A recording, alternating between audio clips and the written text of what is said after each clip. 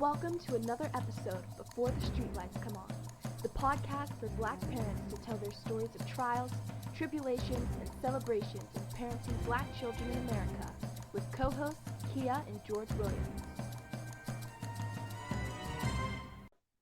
So my mom very often used the phrase, your past is your present. And when we look at psychology from what I'll call an Afrocentric lens, there's a great emphasis on ancestral knowledge from the frame of I am because they were. But when it comes to parenting Black kids in the present day, how much of bringing the past into the present is helpful and how much is harmful? So we're going to talk about that today. Did your parents ever say anything to you like, when I was a kid, I used to walk uphill both ways in the snow to school? Or Almost definitely. You don't know what it's like to work for real. yeah, Right. I can definitely remember some of that. So today we're going to talk about some of the ways that they may have used those phrases in like you don't know how good you got it kind of ways, and some of the ways that like I know I can remember my mom saying things that were more like traditional and spreading like joy and traditions. But we're going to talk to somebody who is actually my brother from the same mother, Jamaal family, and share his thoughts about, whether or not he brings these kind of ideas into parenting his two Black kids. So welcome, Jamaal. Thank you. Thanks for having me. Yeah. So just warm up. Tell me a little bit about, obviously, I know they're my family, but you tell everybody else, like, who are you parenting? Who are your kids? Yeah. So start with a brief introduction for myself. Sure. Yeah. So first of all, obviously, Kia is kind of highlighted. I'm her slightly older brother. I also have two children of my own, ages 15 and 8. So I do speak from some modicum of experience. But I think that initial question you asked really around, how much of that do I bring with me into my own parenting? One of the things I was always really grateful to my mother for was framing a context where I could allow me to create context around the world that I existed in, right? So I think we understood very early that we weren't just kids, we were Black kids. And the way that we navigated the space around us had to be a little bit different than some other folks from other ethnic groups, right? So, and I think kind of overarching, and we can drill down into the details a little bit later on. I think to answer the broader question, some of it I've taken with me, but also some of it I'm very conscious not to let my Blackness and my children's Blackness define who we are. It is an integral part of who we are, but I'm a lot more than just being Black, right? I obviously talk about intersectional identity. I'm Black, I'm a male, I'm an American, I'm a Baltimorean, right? There's a lot of things that there's this cultural, stew that kind of makes up who I am and how I experience the world, and the same things for my children. Right. I like you bringing in a couple of points there, right? So the part of it is, yes, we're Black, and that speaks to kind of like what the folks in the research talk about as racial identity, right? And there's different ways to identify racially. Some people identify very primarily with their racial identity, and some people's their racial identity is kind of like what you were speaking to, secondary maybe even to like their gender or their nationality or some other part of their identity. So we might circle back around to that, but I'm gonna ask you like a intro question that we ask everybody, and this is about your becoming a parent, right? So take us back a little bit to that moment where you found out you were going to be a parent. Take that however you want, include whatever other identities you want to include in that question. When you found out you were going to be a parent, like where you were, what was going on, what kind of thoughts came through your mind around this new role, which is an identity that you were going to take on as being a father? Yeah, so I think for me, I think obviously the first, pure emotion was like excitement, right? I always knew I wanted to be a parent, where a lot of, my counterparts were trying to push that off as far as they could into the future. Even though I waited until 30, 31 to have my first child, when I found out that I was going to have a child, it was excitement. And then I think after that, there became the immediate, okay, how do I provide for this person? How do I make sure that they have what they need? And then you start getting into ideas of who you want them to be and your role and how you navigate them getting there. I wish I could say something more profound and introspective, but that was really kind of focused on, it was almost like short term and then long term. And it was this hole in the middle of all of the stuff that comes with kind of the day to day and how do I get from point A to point B. So I knew I had to take care of somebody and I had this long term idea of who I wanted them to become, but the stuff in between was like missing. Right. Well, like, of course it would be missing. Like, I think it was missing for us. And I think it's interesting, right? Because, George, you can relate to some of what he's saying. Like, I got to take care of this entity that's coming into our life, right? I definitely can, but I remember when I found out I had all of these steps and plans that, one, I just made the automatic assumption I was going to have a boy as my firstborn. And then two, it was like, when my boy gets here, he's going to do all of these things. And, yes, I had an idea of who I wanted him to be in the future. But I also had all these things in between. And, that's that first parent thing. Yeah. That's an interesting observation because for me, I very consciously, very early on, decided that I didn't want to be the one that pushed or influenced all the stuff in the middle. And I think some of that came from my own upbringing, because my mother had great intentions and she knew kind of who she wanted us to be, and she had some very specific ideas of how to get there. And so when you talk about things that influence my parenting style, I've always been very, look, hey, you need to do something active, but it doesn't have to be this. Hey, you need to go learn something, but it doesn't have to be this. You don't have to play basketball because I love basketball. You don't have to play baseball because I love baseball. You don't have to wear penny loafers, right? Because because I want to wear penny loafers. Girl. Right. Yeah. And as a result, if and obviously my kids, as a result, they're very much their own people, and have kind of grown into their own people. So while they may have some personality traits and quirks that are similar to me, their interests, some are the same, but they have their own set of interests, they do their own thing. And I realized as a child that it was an exercise in futility, to try to frame what my kids were interested in and who they wanted to be. Right. So Yeah. Well, being a young parent, like, I wanted them to do certain things, but my thing was, I'm gonna expose them to it. I'm gonna over dump them in it. Hopefully it sticks. And that didn't work. Right. And I mean, what I'm finding interesting because of the person we're talking to is that, like, Jamaal, you're saying similar to what I thought about when I thought about having a kid, right? Like, obviously there was the excitement. And then when we talk about framing who this child is going to be as they grow up, we wanted to expose them. But my philosophy was always they're going to be who they want to be, right? Like, I can expose them to stuff. And it broke my heart when, certain of my children didn't like gymnastics because it was the gymnast, but she got to be who she wants to be. And I'm sure like you've had similar situations where like so-and-so doesn't like football, but he's got to do what he wants to do. But I think that speaks to not necessarily, we here to talk about race a lot, but like family culture. Like the two of us come from a similar family culture, and that overarching perhaps like philosophy in raising children is kind of coming out in the way that we have chosen to parent. And your ideas about instilling a certain kind of identity is probably indicative of the family culture that you come from. Like, D2 got his ways, right? Even to this day, I've been told that they like what you tell them they like. Yeah. So, right. I think through you talked about not necessarily being framed by race, but there were some things, our mother, very, very, very strong, Afrocentric focused woman.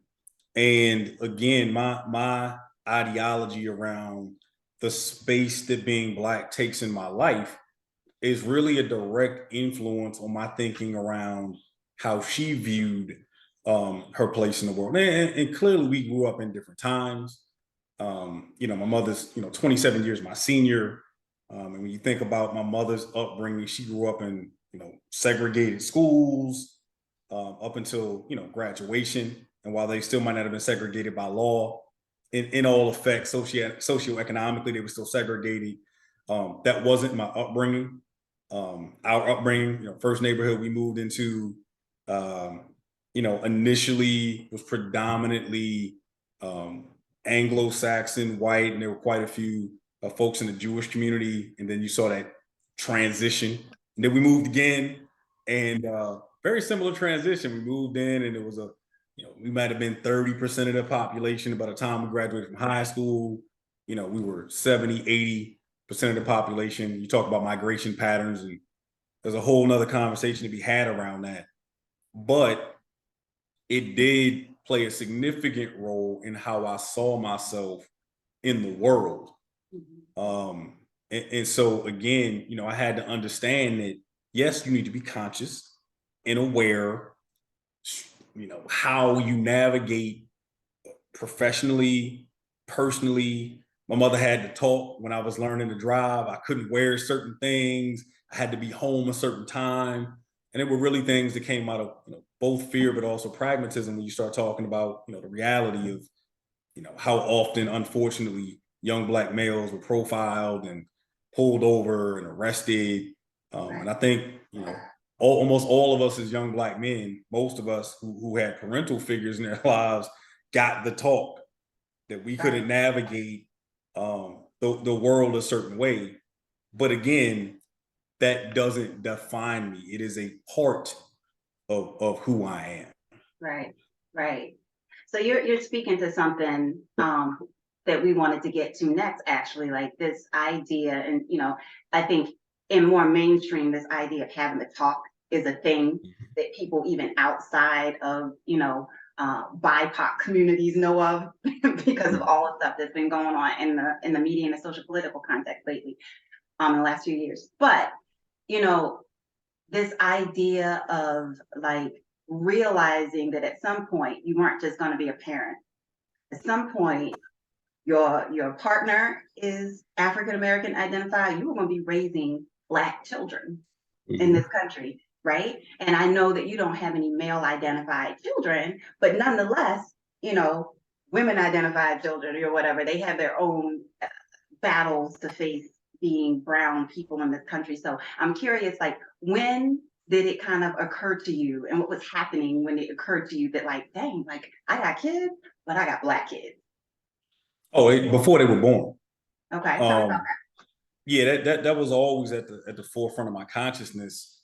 And I think it framed how I wanted them to experience the world. We started having conversations, age appropriate conversations, right? They got more nuanced as they got older, around why certain people may respond to you a certain way.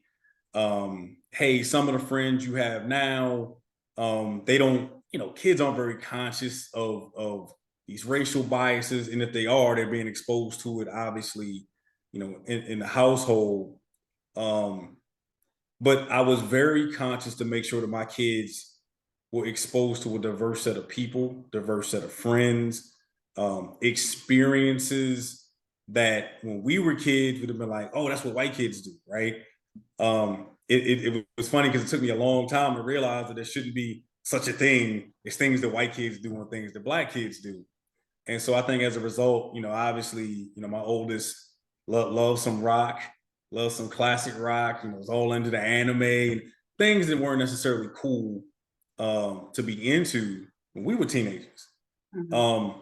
And again, if you look at, their social circle, it's very much, we kind of gravitate towards people who have common interests. That's kind of like the first thing they gravitate towards.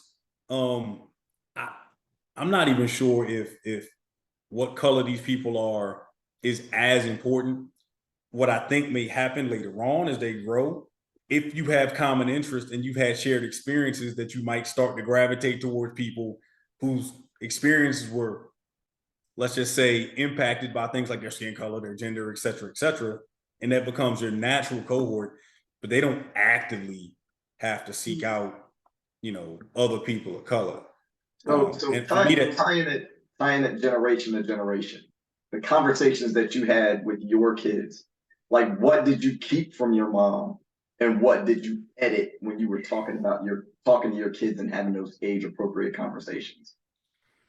so it wasn't really about editing. It was, do you have the ability to understand it in nuanced terms? Because what I didn't want to do was scare my 3-year-old having a conversation and having her think that, white people don't like me, right? Like that's a I've seen people have those types of conversations in order to kind of drill the message home. I never wanted to teach my kids through fear, right?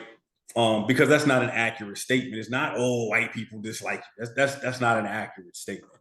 But I think as they were old enough to understand that there will be people that think certain things about you, carry certain biases about you because of your gender, because of your ethnicity, because of your race, because of your social economic standing, right? Judgments we make about people because you're poor or you're middle class or you're rich or you're upper middle class or whatever it is. And those are actually really great conversations to have. And I'm really proud of my oldest because they can have those conversations in very nuanced ways. The conversations I have with my 8-year-old are a lot different, obviously. And they were actually different when they're the same ages. They kind of, they're in different spaces in their development at the same age.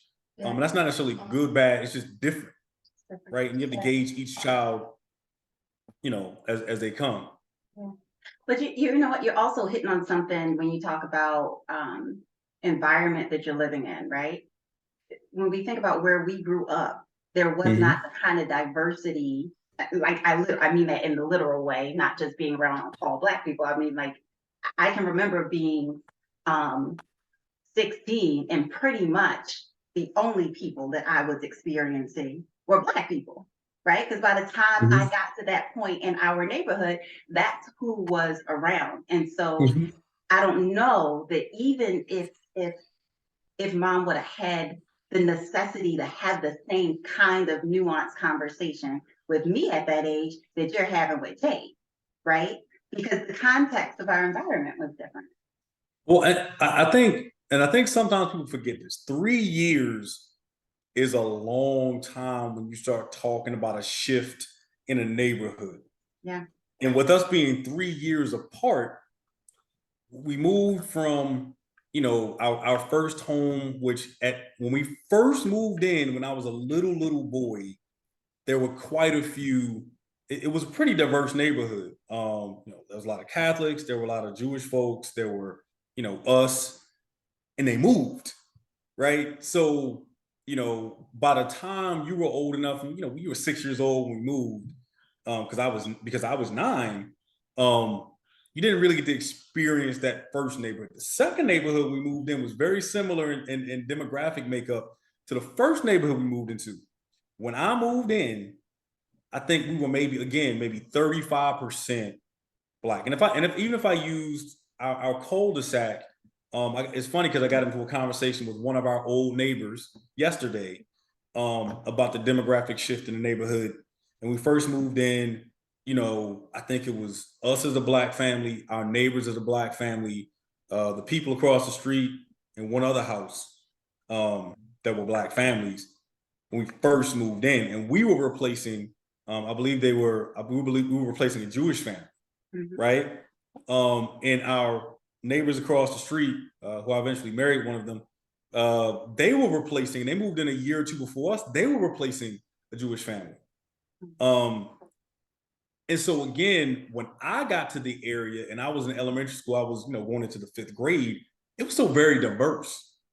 By the time I graduated from high school, it was maybe 75, 80% Black. And by the time you graduated, 2 years later, she skipped a grade, y'all, she's smart. By the time you graduated, that shift had gone even further. Go back now, the demographics look a lot like, Baltimore City, demographics from a racial demographic perspective. So I did have the experience of going to an elementary school for 1 year where we transitioned, where we were the minority in the school. Yeah. We moved to a predominantly Jewish area, where we were the minority. So I'm actually very thankful that I went from an almost predominantly Black environment to this environment where I was a minority, to this environment where it was very mixed. And I saw the demographic shift. And I actually appreciate it because it wasn't difficult for me to transition being an adult into environments where I feel very comfortable in environments where we're the majority.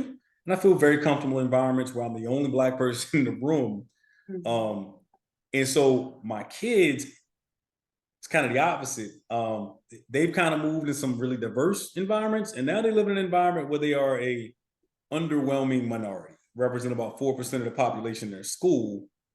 And I do have to be conscious to make sure that they see positive examples of people in color, living their life, engineers, doctors, professionals, whatever it is you do, because I don't want them to think that because we're underrepresented here, it means that we don't,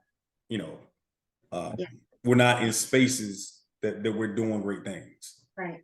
Yeah. So like I'm hearing, obviously there's a deliberate effort because of the space that you live in, you have to make this effort. So that makes me think about the topic that we're on here to talk about. Like you talked about earlier, how mom framed the context of our lives to teach us that, like, obviously we were growing up to be hopefully responsible adults, but also we were growing up in this racialized context, right? So I'm curious in terms of like the way that you take either your past history, stories from your past history, or it might be stories from, our parents, our family members' past history, and bring them into the present with your kids to help them understand the context from which they came. Okay. I think ultimately I tend to be more present focused than past focused. There are things I've clearly learned from the past. There's a quote, and I'm gonna probably mess it up, and I don't know who owns the quote, but it's something to the effect of it speaks to focusing on now versus the past. And I had the quote and I lost it. Long day at work. We're trying to you can't raise your kids like our parents raised us, because you'd be raising them in a world that no longer exists. Okay. I'll give you little things. Mainstream media has changed so much. Whereas we think about, I'm gonna date ourselves very quickly, 85, 86, if you were trying to find hip hop on MTV, it wasn't there. You had to wait till, the special show came on, Yo MTV Raps for 1 hour. As a young adult in the mid 90s, when I was, starting to go out and go to clubs, and I would go to places, you had clubs that played Black music, you had clubs that played varying degrees of white music, right? It was rock, it was metal, it was, whatever was mainstream. And then you had Black clubs. And now, you got the club. And the demographics may change from club to club, but you can hear, rap is mainstream, hip hop is very mainstream, it's part of mainstream culture. Kids of all different backgrounds know all the words. Everybody knows Cardi B, black, white, pink, purple. That doesn't matter what background you're from. And so again, when I think through kind of organically how people end up in some of the same spaces, we didn't have spaces like that when I was a kid. Unless I got like invited to one of my friends' bar mitzvahs, or somebody was on my baseball team. We didn't routinely kind of inhabit the same spaces all the time, even though we were in the same school. Right. So what does that look like then? What does living in the present, focusing on the present instead of past, look like in your parenting? I think for me, it means primarily that recognizing that the world has changed. So I have a lot of conversations with my mother about parenting, and I realized that a lot of recommendations come out of living in a world that no longer exists. And it's natural. If you don't have kids, you got grandkids, it's a lot different, right? If you don't have kids, understanding how your kids should navigate this world is a difficult proposition.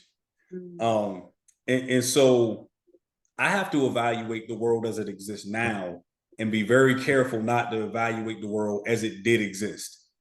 So, I give an example. I remember being, we were in North Carolina, Kitty Hawk, vacation we should take, annually, semi-annually. And my mother explicitly told me I had made friends with a young white girl at the pool, 12, 13 years old. And my mother explicitly said, hey, don't leave this property and go walking down the street with this girl. We're still in North Carolina. It's not safe. And again, I mean, there could have been some truth in the statement, right? We're talking 80 something in Kitty Hawk, North Carolina. She probably had a better understanding to contextualize than I did at the time. But I couldn't imagine, being in my neighborhood today saying, don't walk down the street to my child with this white kid because of some fear of being assaulted racially. And this is not that I'm naive to think that those things don't happen, right? I think unfortunately they'll always happen, but it's not my overarching concern. I'm more worried about my teenager getting behind the wheel and learning how to drive. That's scarier to me than you walking down the street with an Asian kid, an Indian kid, a white kid, a Hispanic kid. That's not my concern. Okay. Right. But those were always fears that were at the top of the list for our mother. So right? editing. It was here. So we talked about editing the message. From what I Mhm. understand, your mother's message was don't do it. You don't need to mix. And then when you were a child, there was a little bit more mixing. So how do you edit the message? Are there parameters that you provide to your child when they are, mixing and depending on the environment? For my almost 16-year-old, probably not much editing at all. Again, because they have the ability to understand abstract concepts and kind of synthesize the information in ways almost like an adult would, right? And so we can have candid conversations about what I perceive to be real threats, what I perceive to be real potential potholes, and navigating those spaces. I think very clearly, I think she understands that it only takes one person with with some bias to take advantage of a mistake that you made, right? And now you're suspended or expelled or arrested or whatever it is that comes along with it. It's don't get too comfortable because I think by and large most people treat you like anybody else. Um, but at the end of the day, we still exist in a space, and we can see it in our political climate with how polarizing it is. And you can see it with some of the commentary where I'm not even sure people speak, with these dog whistles sometimes, that still understand that you're in an environment where you are at risk in part because of the color of your skin. Mm-hmm. Okay. Right. So I think I can have that conversation with her, and it's a very nuanced conversation. It's not, I don't have to give, edicts at this point. She's very good at kind of understanding and, kind of logically putting the pieces together about how to navigate those spaces. Yeah. So I hear us talking about something that, like what they call in the literature, is basically around this idea of racial socialization. So like the message that mom was kind of giving you when you befriended this white girl in North Carolina was kind of like a message of be careful, this is not safe, potentially not safe. And it's kind of like a preparation for bias or a message around being a little bit distrustful of groups that are not our own, right? And that's something that is still kind of like out in the literature. We're not sure, scientists, psychologists are not sure whether those kind of messages specifically are helpful in raising Black kids or actually if they're kind of harmful in raising Black kids. But what is kind of interesting in the literature is that there's a lot of information about the stories that we tell by way of like tradition and ancestry play a role in helping our kids build their identity, whatever that identity might be that we're focused on. So I'm curious whether you use some of those kind of stories. Like I can remember mom talking about how her neighborhood growing up, that she felt really like positive about her neighborhood. That they got to go outside and play, and somebody was always watching them, and they were always kind of felt looked out for, even though she shared a pull-out bed with her sister all her life, right? All her growing up. But she has these traditional stories of folks that like I never met in person, but I feel like I know them through the story, and it tells me a little bit about who I am and where I came from. So I'm curious, even though you focus on the present, is there any of that you bring in? I really don't, probably less than most. If you think about our upbringing, probably weren't nearly as close to our other family members as I see some other people at times when I see their family experience. I also think as adults watching how their relationships have soured at times and taken a different course. You can talk about it in favorable terms, but how did it manifest itself as adults? What did we build from it? Has it led to consistent collaboration and growth and us moving forward and economic empowerment and the things that should come out of those familial relationships? So it's one thing to wax poetic about, these memories you've selected that you remember having favorable feelings about. But I think ultimately, you look at the evidence. Okay, well, did it build stronger long-term family bonds? And again, my immediate examples, and I know they're anecdotal, would be probably not. But I've also seen, very positive examples from other people's family. I look at, obviously George's family is a lot different, structured a little bit different. Very close with his siblings, extended family. I see the look. So I'll let George speak on that. But no, I learned a lot from my upbringing, both watching my mother and my father and their families about what I didn't want to do as Black family. We can talk about the corporal punishment, right? I mean, I think at times folks did what they felt was best because that was what was modeled for them. But even as a 8 or 9-year-old, we had these conversations when I was a kid. Like I knew that wasn't the most effective way to reach me. Like getting beat with a belt, I could have told you in almost academic terms that wasn't the way to reach me. And I think that's part of the, that's a family tradition almost for most, not all, obviously. But for a lot of Black folks, we were very like a shared experience, and people talk about it and I remember to choose my own belt. That's not fun. Or my own switch. And what's interesting is that you can't be in certain families, I won't point to nobody, but without telling stories about that kind of thing. That's very much as grown-ups now, like obviously, right? We're not 8 years old talking about getting the switch, but it's part of the tradition of the family that at the time actually wasn't something that was all like, I look at this favorably. It's the opposite of what you were just talking about. Now that they're grown, and obviously I wasn't 8 years old in this family, but I feel like I done heard all the stories, right, about this family, and so have my children. It's definitely different. I mean, like if you talk to my dad is one of 8. There was no one in his family, all the way extended, that did not experience corporal punishment. And it was mostly could be attributed to my grandmother. From what I understand, my grandmother beat everyone. But when you take that and you bring it forward and you talk to my dad, he was like, oh, I never really beat y'all at all. And then if I think about my upbringing and I transfer it to my kids, it's like, man, you have no idea what it's like to get a beating. My kids have never chosen their own switch.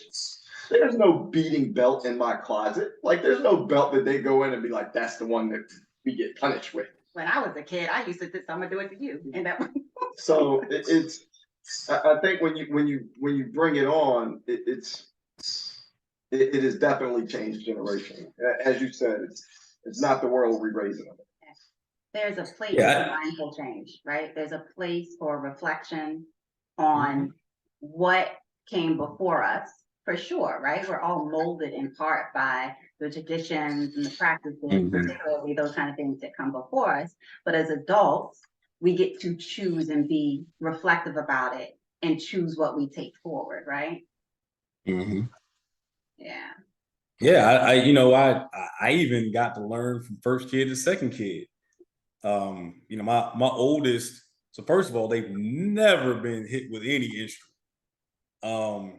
My oldest might have got a couple of open hand smacks on the butt.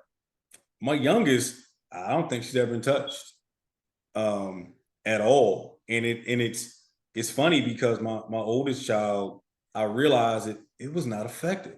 It didn't matter. It was short term, it was temporary, it was over, she was stubborn. And so it was like, why bang my head against the wall? Let me be more creative. I'm smarter than that. In ways to influence my child. Let me figure out, and I think some of it, being in leadership roles helped.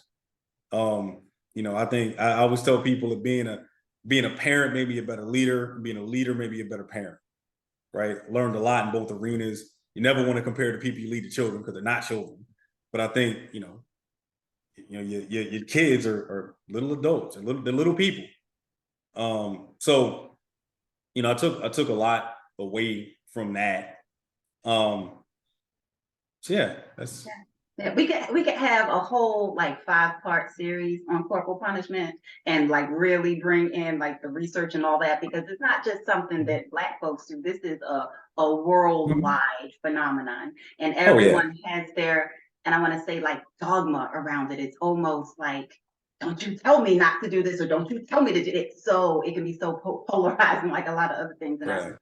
So maybe we'll put that on another episode. But we're coming down on time. I want to ask you the last question that we ask everybody, which is, what is the best part about parenting the next generation of Black kids to you? For me personally, it is getting to raise young Black women who I believe can be better than I am, can be better than I was, can avoid some of the pitfalls and the mistakes that I had. And that's like my biggest wish as a parent. I know that's pretty common. But I also am happy that I think I'm raising kids that can navigate any space.